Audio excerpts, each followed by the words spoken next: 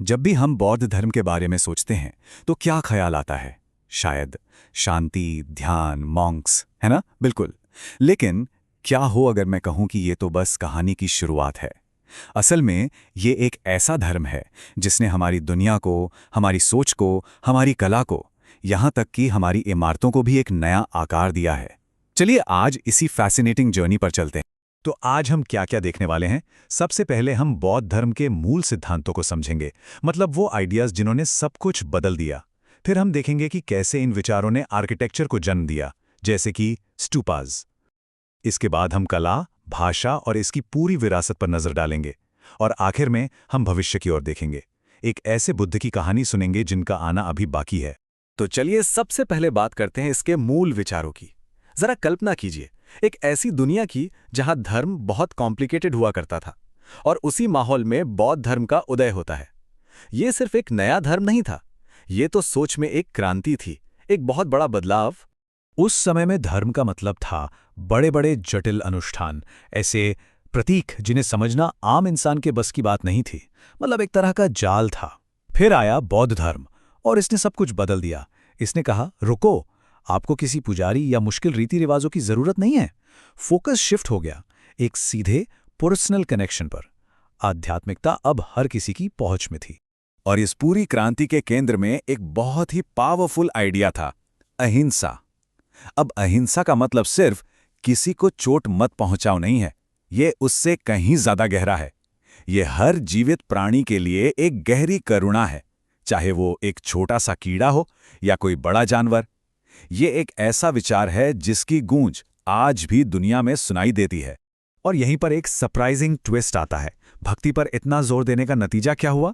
इसने जन्म दिया मूर्ति पूजा को। हाँ, सही सुना।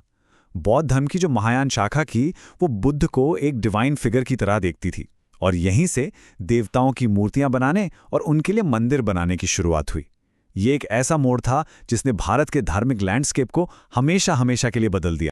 तो ये नए विचार सिर्फ लोगों के दिलों और दिमाग में ही नहीं रहे, बल्कि इन्होंने पत्थर और ईंट में भी अपनी जगह बना ली।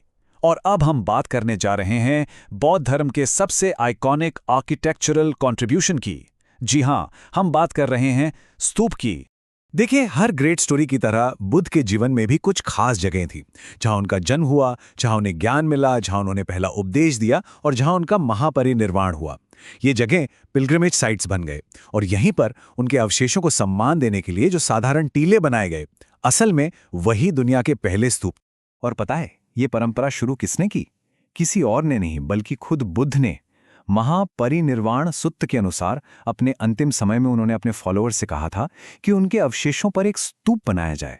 तो आप देखिए, ये सिर्फ एक बिल्डिंग नहीं है, ये उनकी शिक्षाओं का, उनकी इच्छा का एक जीता जागता प्रतीक है। और इन स्तूपास की सबसे खूबसूरत बात क्या है जानते हैं? इन्हें सिर्फ राजा महाराजाओं ने नहीं बनवाया था, नहीं, सांची जैसे महान स्तूपों को बनाने में हर किसी का हाथ था। व्यापारियों का, किसानों का, भिक्षुओं का, आम आदमी और औरतों का। ये एक कम्युनिटी प्रोजेक्ट था जो आस्था की डोर से बंधा हुआ। ठीक है, तो अब जब हम एक स्तूप को देखते हैं तो हम असल में क्या देख रहे होते हैं? चलिए अब जरा आर्किटेक्चरल डिटेक्टिव बन जाते हैं और इस कमाल की बनावट को पीस बाय पीस समझते हैं। हर स्तूप का जो कोर है, जो दिल है, वो है अंड, ये जो बड़ा सा सेमी सर्कुलर माउंड होता है। लेकिन ये सिर्फ मिट्टी का ढेर नहीं है, इसका सिंबलिज्म बहुत गहरा है। कुछ लोग इसे ब्रह्मांड का प्रतीक मानते हैं, तो कुछ इसे शून्यता का, जो कि बौद्ध फिलॉसफी का एक सेंट्रल आइडिया है। ये वो फाउंडेशन है जिस पर पूरी स्ट्रक्चर टिकी है। अब उस गुंबद के ठीक ऊपर देखिए, आपको एक स्क्वायर रेलिंग जैसा स्ट्रक्चर दिखेगा। इसे कहते हैं हर्मिका। इसे आप देवताओं का पवित्र निवास समझ सकते हैं, एक तरह की डिवाइन बैल्कनी जो हमारी दुनिया को ऊपर के लोकों से जोड़ती है, धरती और स्वर्ग के बीच का एक पुल। और उस डिवाइन बैल्कनी के बीच से ऊपर की ओर एक मस्त या पोल निकलता है जिसे यष्टि कहते हैं। और इसके ऊपर जो छतरी लगी होती है वो सिंबल है रॉयल्टी और प्रोटेक्शन का। ये बुद्ध के स्पिरिचुअल अथॉरिटी का ऐलान है, ठीक वैसे ही जैसे एक राजा के ऊपर छत्र होता है। लेकिन सुनिए, स्तूप सिर्फ देखने की चीज नहीं है, ये एक्सपीरियंस करने की जगह है। जरा सोचिए, आप एक भक्त हैं, एक खूबसूरत गेटवे से अंदर आते हैं। आप प्रदक्षिणा पथ पर कदम रखते हैं और क्लॉकवाइज डायरेक्शन में स्तूप के चक्कर लगाना शुरू करते हैं। आपका हर कदम बुद्ध और उनकी शिक्षाओं के प्रति सम्मान है। ये एक मूविंग मेडिटेशन है। स्तूप और आर्किटेक्चर तो एक पहलू है, पर बौद्ध धर्म का असर इससे कहीं ज्यादा फैला हुआ है। इसने हमारी संस्कृति की हर परत को छुआ है। तो चलिए अब देखते हैं कि इसने हमारी भाषा, हमारी पढ़ाई लिखाई और हमारी कला को कैसे शेप किया। जरा सोचकर देखिए, पाली भाषा जिसमें बौद्ध धर्म के इतने ग्रंथ लिखे गए, उसको समृद्ध करने में बौद्ध धर्म का बहुत बड़ा हाथ था।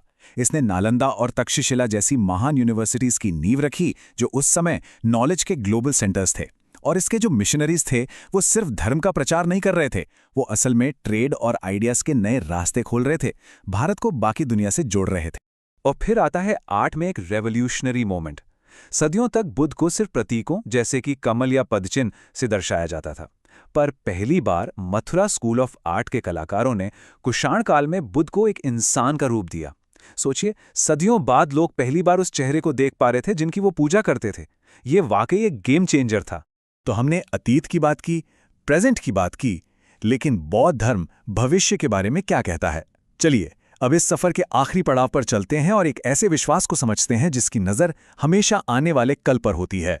बौद्ध धर्म की कहानियों में एक बहुत दिलचस्प भविष्यवाणी है, एक वादा कि जब दुनिया को उनकी सबसे ज़्यादा ज़रूरत होगी तब एक और बुद्ध आएंगे।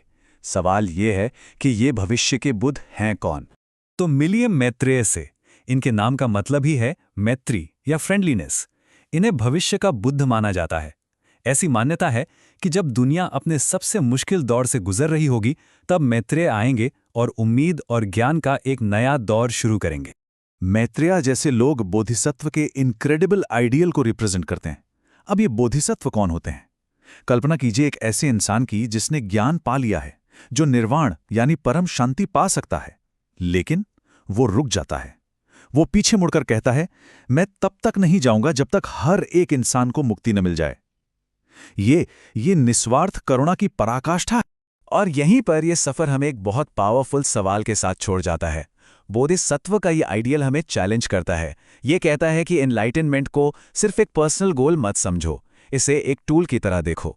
जरा सोचिए, क्या हो अगर ज्ञान पाने का असली मकसद सिर्फ खुद की मुक्ति ना हो, बल्कि उस मुक्ति को, उस आज़ादी को हर किसी के साथ बांटना हो? ये एक ऐसा सवाल है जो सदियों पहले भी रेलेवेंट था और आज भी है। सोचने वाली बात है ना?